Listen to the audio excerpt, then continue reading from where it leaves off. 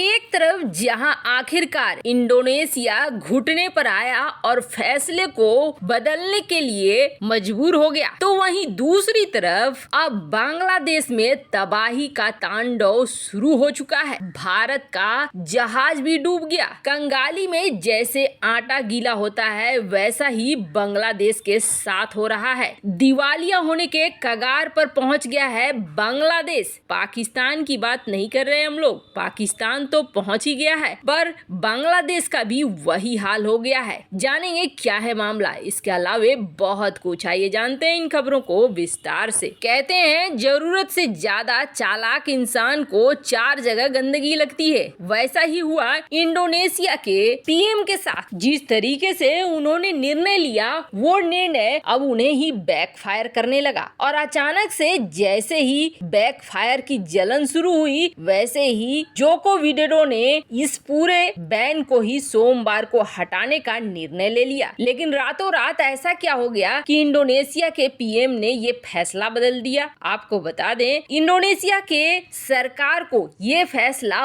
बहुत महंगा पड़ रहा था, क्योंकि 1 करोड़ से भी ज्यादा जो किसानों की आबादी थी वो इस पर निर्भर थी। और जोको विडोडो ने ये सोचा था कि शायद इस तरीके से बैन लगाने से उनकी छवि में सुधार हो जाएगा। छवि में इसलिए सुधार हो जाएगा क्योंकि महंगाई को वो पूरी तरीके से कंट्रोल कर लेंगे। लेकिन इसके उलट भ्रष्टाचार और काला बाजारी इंडोनेशिया में इतना ज्यादा फैल चुकी है कि जोको ने ये सोचा था कि जब हमारे यहाँ 17,000 रुपया के दर पर बिकने लगेगा पाम ऑयल तब हम लोग बैन हटाएंगे। पर हुआ क्या, कुछ भी नहीं बदला। क्या कीमतें कम आई उनके इंटरनल मार्केट में, उनके घरेलू बाजार में? तो बिल्कुल भी कम नहीं आई। उल्टा ये होने लगा जो किसान थे उनको और भी समस्याओं का सामना करना पड़ने लगा, क्योंकि अब व्यापारी ताजे फल के लिए मनमानी कीमत मांगते थे और ताजे फल नहीं दिया तो कुछ दिनों बाद वो खराब हो जाएंगे। इस डर से मनमानी कीमतों में भी उलझने लगे लोग। जो किसानों की बड़ी जनसंख्या है वो अब धीरे धीरे इंडोनेशिया सरकार के खिलाफ होने लगी। ऊपर से दूसरा सबसे बड़ा समस्या ये शुरू हो गया, चूंकि इंडोनेशिया पाम ऑयल की एक बड़ी मात्रा एक्सपोर्ट करता था तो इसका फॉरेन रिजर्व भी बना रहता था। अब वहाँ पर भी गिरावट आने लगी, यानी चौबे गए थे छब्बे बनने और दुबे बनकर लौटे, वो वाला हाल होने लगा। ऊपर से अंतरराष्ट्रीय स्तर पर दबाव भी पड़ने लगा। भारत इस मामले को लेकर WTO में भी चला गया, और असर ये हुआ कि इन सारी चीजों के बाद इंडोनेशिया की सरकार ने यही सोचा कि चल छोड़ो, जो हुआ सो हुआ,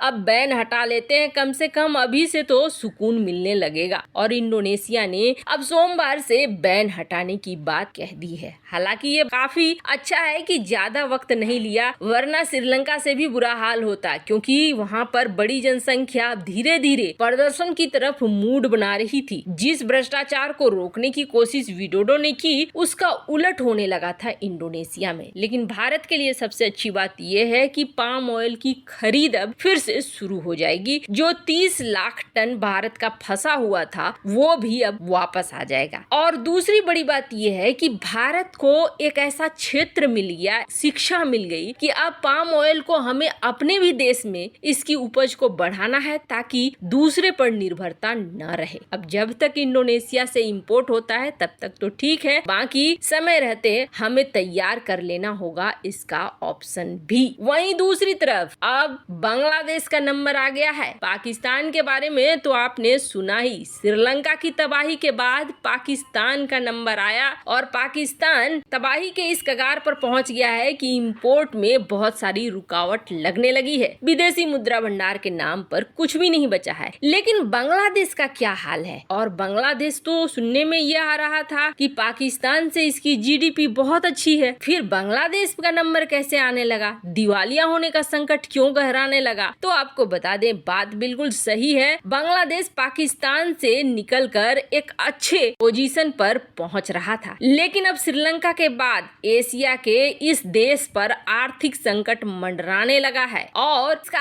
असर सबसे पहले कहां दिखा है? सबसे पहले दिखा है बांग्लादेश का फॉरेन रिजर्व में, जो मात्र $42 बिलियन से भी कम बचा है। और इसका क्या मतलब है? इसका मतलब ये है कि बांग्लादेश मात्र 5 महीनों तक ही किसी चीज को खरीद सकता है और बांग्लादेश में इसका असर और भी ज्यादा दिखने लगा है। हालात इस कदर खराब हो रहे हैं कि सरकार इससे निपटने के लिए अपने सरकारी कर्मचारियों को और अधिकारियों को विदेशी यात्राओं पे जाने नहीं दे रही है। ऐसे प्रोजेक्ट्स पर भी रोक लगा दी जिनके लिए अधिक मात्रा में विदेश से चीजों को खरीदने की जरूरत। आपको बता दें, बांग्लादेश देख चुका है किस तरीके से श्रीलंका का हाल हुआ। श्रीलंका में भी कुछ ऐसा ही हुआ। श्रीलंका में विदेशी मुद्रा भंडार पहले कम हुआ, कम होने के बाद धीरे धीरे आर्थिक संकट गहराने लगा। जैसे ही विदेशी मुद्रा भंडार कम हुआ, देश की करेंसी में भी गिरावट देखने को मिलने लगी और देखते ही देखते श्रीलंका का विदेशी मुद्रा भंडार इतना खत्म हो गया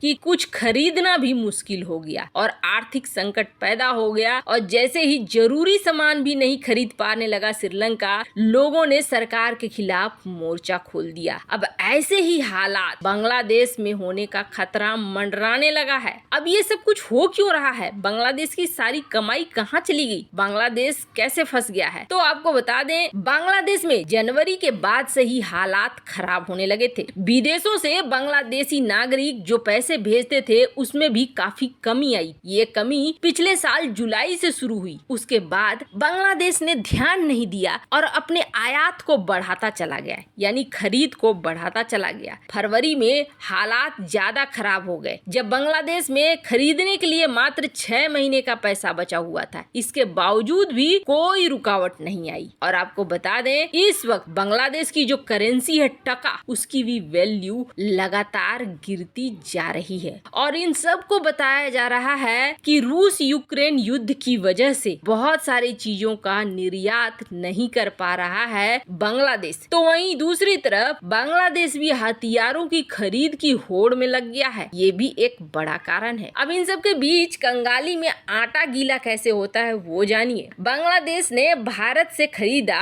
1600 टन गेहूं और ये गेहूं लेकर पहुंच रहा था एक भारतीय मालवाहक जहाज। हालांकि कहा जाता है कि ये किसी प्राइवेट कंपनी ने खरीदा था जब भारत ने बैन नहीं लगाया था। तब जब ये पास पहुंच रहा था बांग्लादेश के, ठीक उसी समय किसी कारणवश ये डूब गया और पूरा का पूरा माल बंगाल की खाड़ी के मुहाने पर मेघना नदी में डूबता चला गया। ऐसा हुआ कि उसे बचाने का कोई उपाय नहीं दिखा। अब ये घटना ऐसे वक्त में हुई है जब रूस यूक्रेन से गेहूं नहीं आ रहा है और एशिया के ज्यादातर देश गेहूं के लिए भारत के ऊपर निर्भर है। वैसे जब पूछा गया कि क्या इसमें किसी तरह का कोई षड्यंत्र है, किसी ने हमला कर दिया, तो बांग्लादेश की तरफ से यही कहा गया कि ये एक सामान्य सी दुर्घटना है। वैसे आपको क्या लगता है, क्या महामारी के बाद अब आर्थिक संकट का दौर शुरू हो चुका है? कमेंट कर अपनी राय जरूर बताएं। जल्द मिलते हैं अगली वीडियो में नई खबर के साथ।